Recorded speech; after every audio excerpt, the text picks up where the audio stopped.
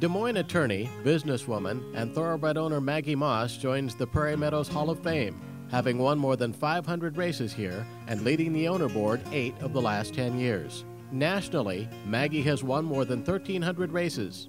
She was the nation's leading thoroughbred owner in 2006, the first woman since 1945 to achieve that honor.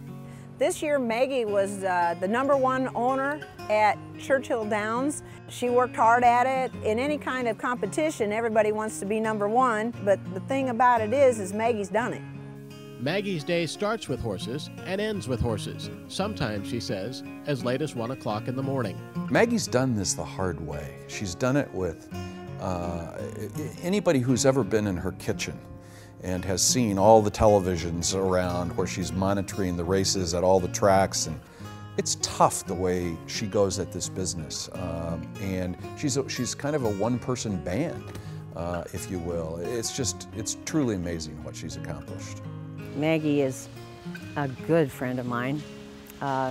She's an absolutely brilliant woman.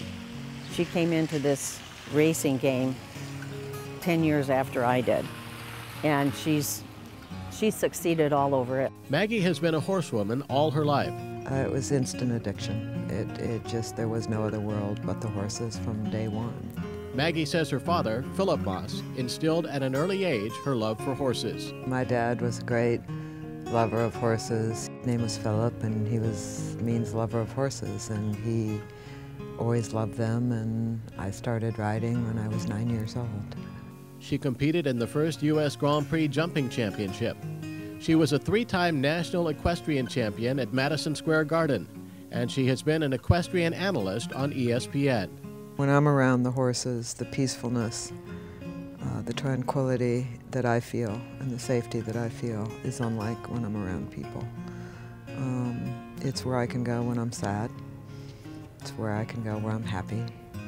And it's where I can go when I need something that people can't give me. And I have always felt, for reasons I don't know, that I have a better bond with animals and horses than I do people. She definitely has a love and a passion for horses, and she definitely creates bonds with her horses. And like I said, first and foremost, she is a humanitarian, and the comfort and well-being of her horses is her #1 priority. Anytime I see Maggie Moss in a race, and we're in there with her, I worry about getting that run. I give her a great deal of respect that way, and for her trainers too. I think she has more passion for this, and I think she works harder than anybody else.